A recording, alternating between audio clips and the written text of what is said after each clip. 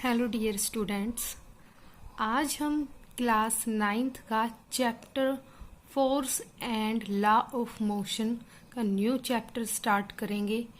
और फर्स्ट जो हम डिस्कस करेंगे वो फोर्स के बारे में डिस्कस करेंगे। उसका पूरा बेसिक जो है introduction, force, effects of force, types of force, इन सब के बारे में आज हम डिस्कस करेंगे। ओके स्टूडेंट्स, तो यहाँ फर्स्ट जो हमारी बात आती है फोर्स की, तो देखिए पहले जो प्रीवियस चैप्टर है आपका, उसमें क्या था कि प्रीवियस चैप्टर में we have study about motion in a straight line. Okay, जब भी कोई बॉडी मोशन में है तो हम कहते हैं कि वो स्ट्रेट लाइन पाथ फॉलो कर रही है। ओके, तो यहाँ से कि जो मोशन हो रहा है वो किस वजह से हो रहा है, कि व्हाट कॉजेज दिस मोशन।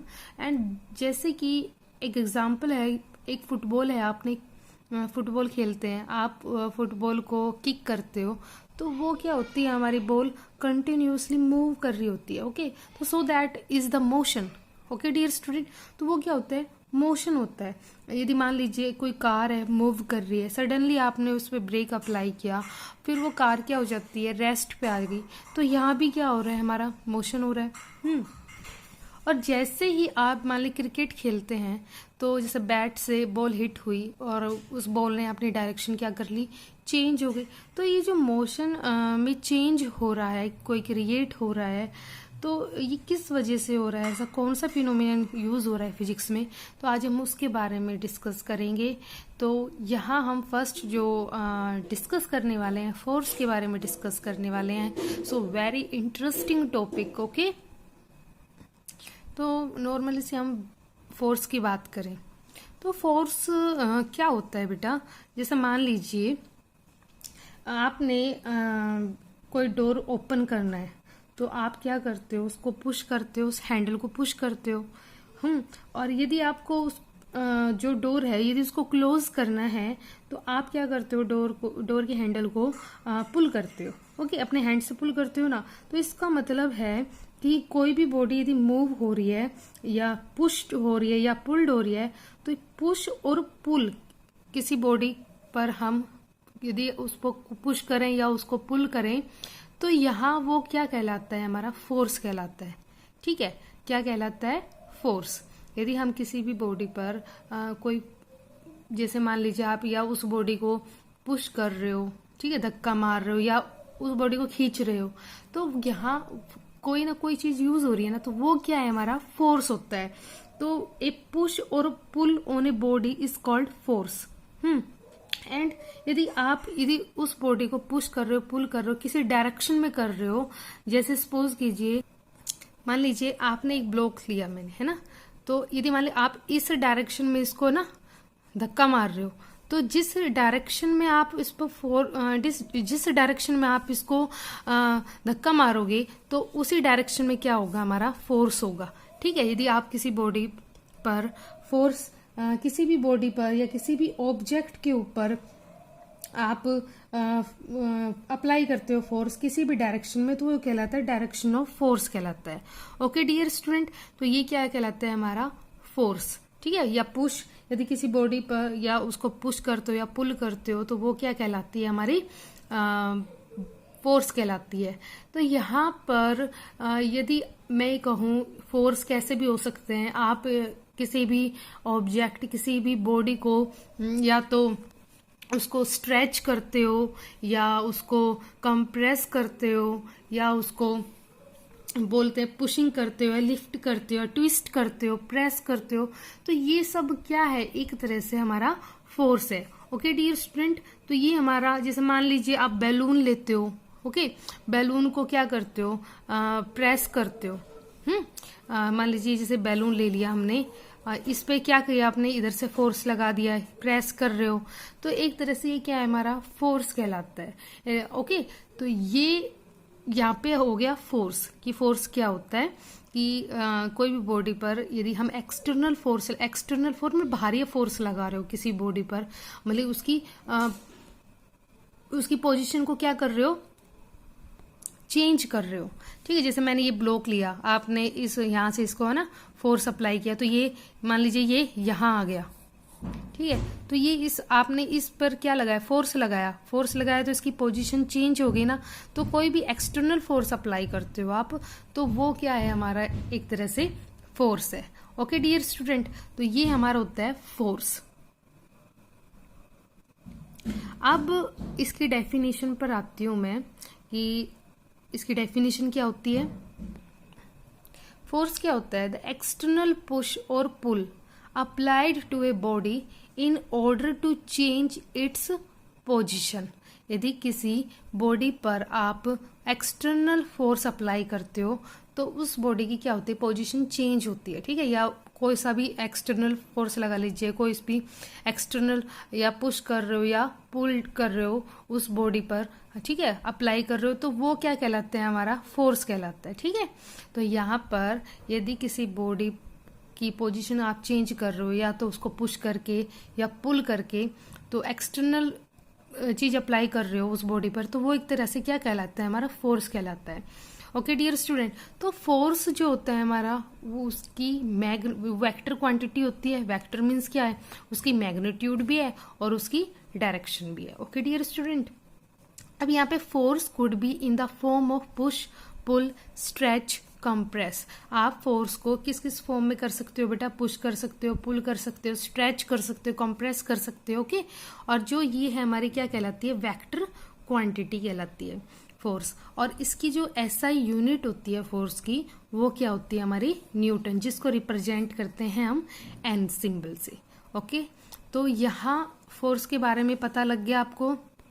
आप ना एवरीडे जो है फोर्स का यूज करते हो कहीं ना कहीं, ठीक है, जैसे बुक्स टेबल से उठा रहे हो, वो भी एक तरह से फोर्स कर रहे हो, फोर्स का यूज कर रहे हो, है ना। तो यहाँ एवरीडे आप फोर्स का यूज करते हो। मैंने बताया किसी भी, जैसे आप अपने घर के दरवाजे को, डोर को ओपन भी करते हो, क्लोज भी करते हो, ठीक है, उसकी हैंडल को पुल भी करते हो, पुश भी करते हो, तो एक तरह से वो कौन सा अप्लाई हो रहा है, क्या अप्लाई हो रहा है, वहां पे फोर्स अप्लाई हो रहा है डियर स्टूडेंट्स। ओके, तो ये हो गया हमारा फोर्स। देखिए अब पढ़ेंगे इफेक्ट्स ऑफ फोर्स। तो यहाँ पे आपके ना 5 इफेक्ट्स ऑफ फोर्स है, तो इनको हम 1 बाय 1 इसको डिस्कस करेंगे। तो जो फर्स्ट है हमारा, ए force can move a stationary body.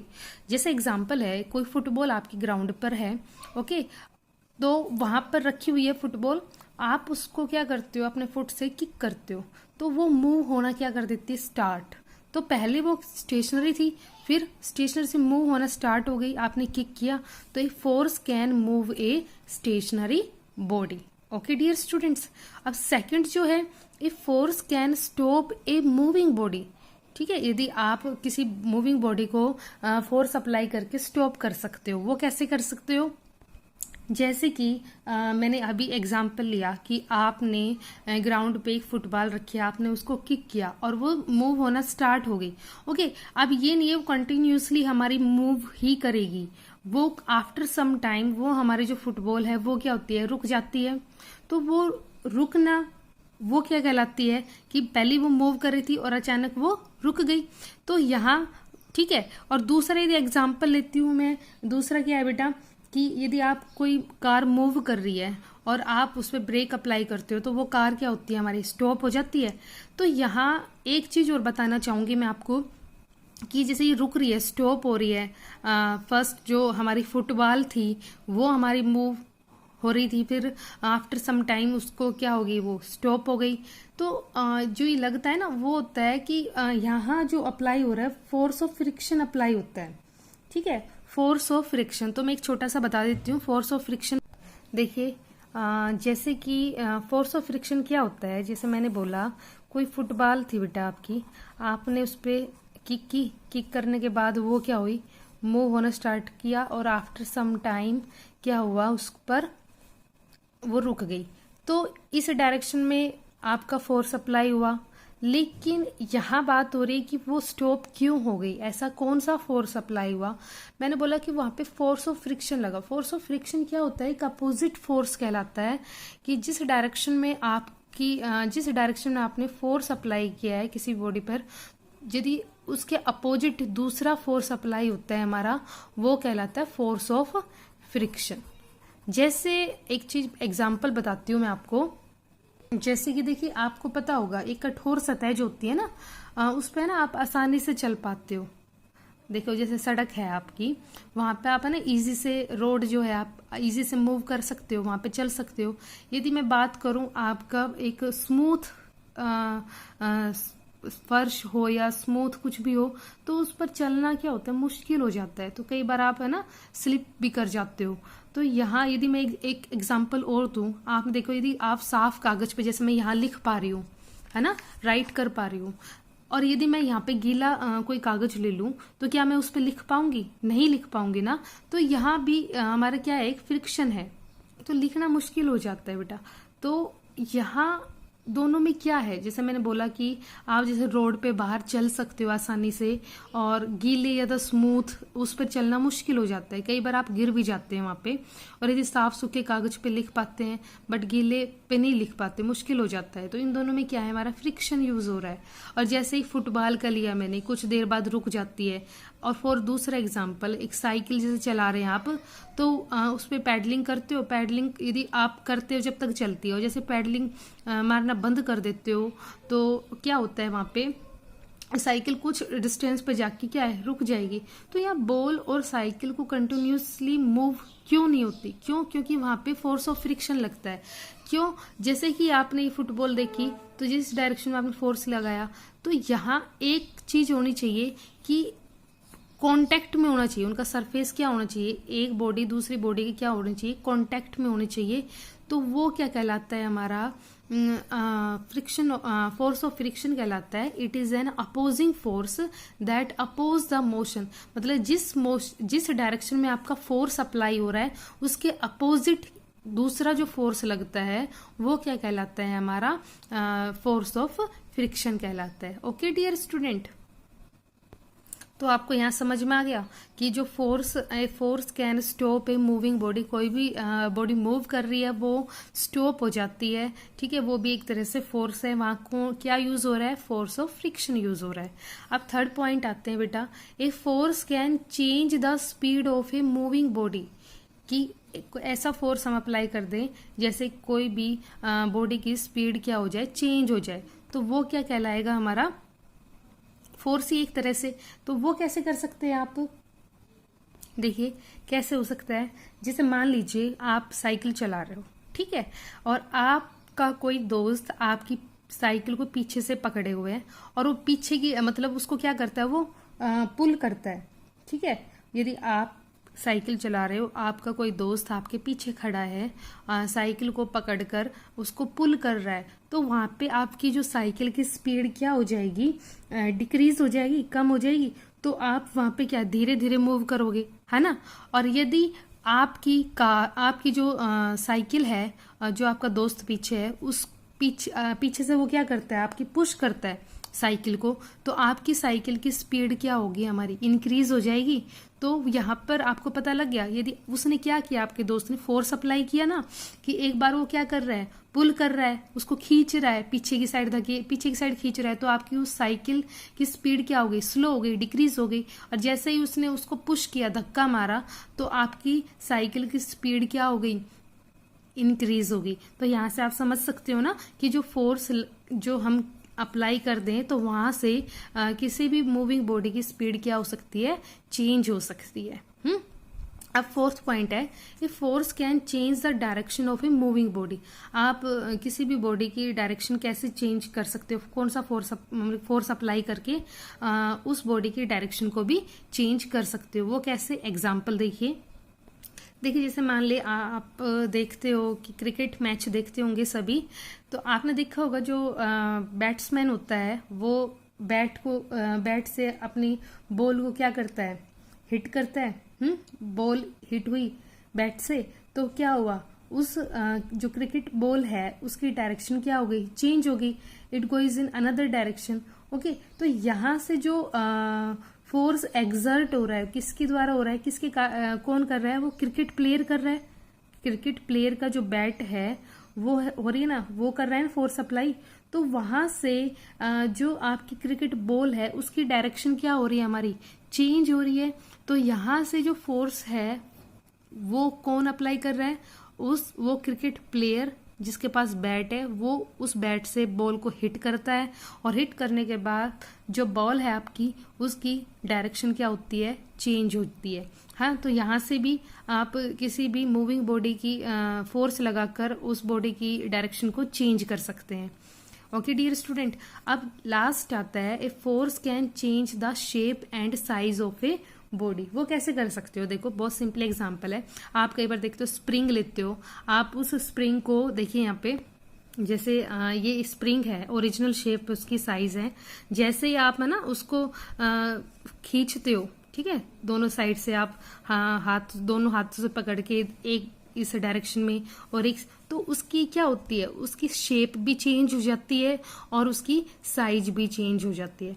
तो आप जैसे किसी भी बॉडी, मूविंग बॉडी या किसी भी बॉडी की उसकी शेप को और उसकी साइज को क्या कर सकते हो, चेंज कर सकते हो। ये जैसे कि स्प्रिंग था, है ना, इसकी इतनी लेंथ थी, जैसे ही आपने उसको स्प्रिंग को पुल किया, ठीक है, तो उसकी क्या हो गई, उसकी लेंथ में भी फर्क आया ना, उसकी लेंथ भी क्या हो गई, इंक्रीज हो गई। तो यहाँ से आप समझ रहे हो कि किस, देखिए टाइप्स ऑफ फोर्स पढ़ने से पहले मैं रिजल्टेंट फोर्स के बारे में डिस्कस करूंगी कि रिजल्टेंट फोर्स को हम नेट फोर्स भी कहते हैं, कि it is the force equal to the sum of all the forces. वो फोर्सेस किसके बराबर होते हैं, जितने भी आपके फोर्स हैं उनका सम, ठीक है। यदि मान लीजिए कोई बॉडी है आपकी यहाँ पे, ठीक है, उस पे मैंने 50 न्यूटन का फोर्स इधर अप्लाई किया और 10 न्यूटन का फोर्स इधर अप्लाई किया, ठीक है, तो अब यदि मैं इसका टोटल फोर्स, नेट फोर्स निकालूं तो वो क्या होगा, हमारा 40 आएगा। 40 कैसे, देखिए, लेकिन इधर भी 50 है, इधर 10 है, लेकिन डायरेक्शन क्या है बेटा, अपोजिट है। मैंने कहा सम करना है जितना भी फोर्सेस है, आप सम कीजिए, बट यहाँ देखिए डायरेक्शन क्या है, इसकी अपोजिट है, तो उसकी वजह से क्या आ गया 40 न्यूटन। और ये है टू द राइट, मैंने कहा टू द राइट, राइट मतलब क्यों है, जिधर ज्यादा फोर्स लगेगा ना उधर हम लिखेंगे कि वो राइट की तरफ लग रहा है या लेफ्ट की तरफ लग रहा है। ओके डियर स्टूडेंट, तो आपको समझ में आ गया यहाँ पे कि रिजल्टेंट फोर्स वो फोर्स होता है, जितने भी आपके फोर्स लग रहे हैं ना यहाँ पे, उन सबको क्या कर दीजिए, ऐड कर दीजिए, तो वो क्या कहलाता है, हमारा रिजल्टेंट फोर्स और नेट फोर्स। अब हम बात करेंगे टाइप्स ऑफ फोर्सेस की। टाइप्स ऑफ फोर्सेस जो होते हैं हमारे 2 टाइप्स के होते हैं, बैलेंस्ड फोर्सेस, अनबैलेंस्ड फोर्सेस। तो अब फर्स्ट हम डिस्कस करेंगे बैलेंस्ड फोर्सेस क्या होते हैं, ठीक है। तो अब बैलेंस्ड फोर्सेस देखते हैं। बैलेंस्ड फोर्सेस क्या होता है, यदि किसी भी बॉडी पर, ठीक है, आपके जितने भी फोर्स एक्ट हो रहे हैं उन सब का जो रिजल्टेंट होता है वो हमारा 0 होता है, वो कहलाता है हमारा बैलेंस्ड फोर्सेस।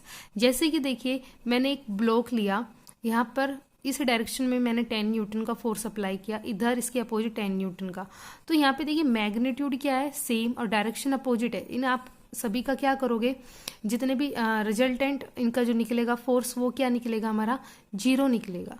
जैसे कि मैंने एक एग्जांपल देती हूँ मैं आपको, कि जैसे बैलून है या रबड़ बॉल है, आप उसको मतलब प्रेस कीजिए अपने हैंड से, तो देखिए उनका जो इक्वल एंड अपोजिट आप यहाँ पे फोर्स अप्लाई कर रहे हो, मतलब बैलेंस कर रहे हो कि इधर जितना फोर्स लगा रहे हो उधर भी उतना ही फोर्स लगेगा, ठीक है। तो यहाँ से जो बॉल और बैलून है वो मूव नहीं कर रहे, लेकिन उनकी जो शेप वगैरह होगी ना वो क्या हो जाएगी, चेंज हो जाएगी। तो ये क्या कहलाता है, हमारा बैलेंस्ड फोर्स कहलाता है, ठीक है, मतलब बैलेंस करना, इधर जितना फोर्स लगा रहे उतना ही फोर्स के अपोजिट में लगेगा, तो वो क्या कहलाता है, हमारा बैलेंस्ड फोर्स कहलाता है। तो यदि हमारी कोई बॉडी मूव नहीं कर रही, एक और बात आती है, यदि हमारी कोई बॉडी हमारी मूव ना कर रही हो, ठीक है, क्यों यहाँ पे क्या होगी, वो स्टेशनरी है ना, ठीक है, मोशन जो है वहां पे क्या है, स्टेशनरी है, वो स्टॉप है। ओके, तो यहाँ जो ना तो वो इधर जा रही है ना वो इधर आ रही है, ठीक है, ना इधर मूव कर रही ना, वो सिर्फ क्या है, स्टॉप है, वहीं की वहीं स्टेशनरी है। तो वहां पर हम कहेंगे कि वहां कोई एक्सेलरेशन नहीं होगा, एक्सेलरेशन क्या रहेगा, वहां पे 0 रहेगा, ठीक है। तो वो क्या कहलाती है, हमारी बैलेंस्ड फोर्स कहलाता है, जहाँ एक्सेलरेशन भी क्या होता है, 0 होता है। और मैंने एग्जांपल बता ही दिया आपको बैलून का, रबड़ का, ठीक है, ये होता है बैलेंस्ड फोर्सेस। तो इसकी डेफिनेशन क्या होती है, if the resultant of all the forces acting on a body is zero, the force are called balanced forces. Okay dear students, अब हम चलते हैं अनबैलेंस्ड फोर्स के ऊपर. देखिए अनबैलेंस्ड फोर्स क्या होता है कि जितने भी आप उस बॉडी पर फोर्सेस अप्लाई कर रहे हो, एक्ट कर रहे हो उस पे, वो हमारा जीरो नहीं होगा. मतलब अनबैलेंस से मतलब समझ में आ रहा है ना आपको कि एक या तो ज़्यादा होगा, दूसरा क्या होगा कम. जैसे मैंने ये ब्लॉक लिया, इधर मैंने 100 न्यूटन का फोर्स अप्लाई किया, इधर 20 न्यूटन का फोर्स. जब मैं इनका सम करूँ तो मेरे पास 80 न्यूटन आएगा टू द राइट होगा. जिधर ज़्यादा फोर्स होगा आप उधर लिखिए. हाँ, तो यहाँ आप समझ में आ रहा है आपको कि ये क्या कहलाता है, हमारा अनबैलेंस्ड फोर्स कहलाता है. अब यहाँ देखिए जिधर ज़्यादा फोर्स लगेगा बॉडी उधर ही मूव करेगी ना, तो मतलब मूव होना स्टार्ट कर देती है. मूव होना स्टार्ट करती है, इसका मतलब है कि हमारा वहाँ एक्सेलरेशन जीरो नहीं होगा, वो बॉडी क्या होगी, एक्सेलरेट हो गई, है ना. ठीक है, तो ये क्या कहलाता है, हमारा अनबैलेंस्ड फोर्स कहलाता है. If the resultant of all the forces acting on a body is not zero, the forces are called unbalanced forces. Okay dear student, तो हमने यहाँ टाइप्स ऑफ फोर्स पढ़ लिए. 2 टाइप्स के होते हैं, बैलेंस्ड फोर्स, अनबैलेंस्ड फोर्स. हाँ, और एक पॉइंट हो रहा है, if 2 forces balance each other they must be in opposite direction और इक्वल इन मैग्नीट्यूड. यदि 2 फोर्सेस जब भी बैलेंस होंगे तब या तो उनकी डायरेक्शन क्या होनी चाहिए, अपोजिट होनी चाहिए, और उनका मैग्नीट्यूड कैसा होना चाहिए, इक्वल होना चाहिए. ओके डियर स्टूडेंट, तो यहाँ पर हमने फोर्स के बारे में अच्छे से डिस्कस कर लिया है कि फोर्स क्या होते हैं, इफेक्ट्स ऑफ फोर्स क्या होते हैं, और इसके टाइप्स ऑफ फोर्स क्या होते हैं. Okay dear students.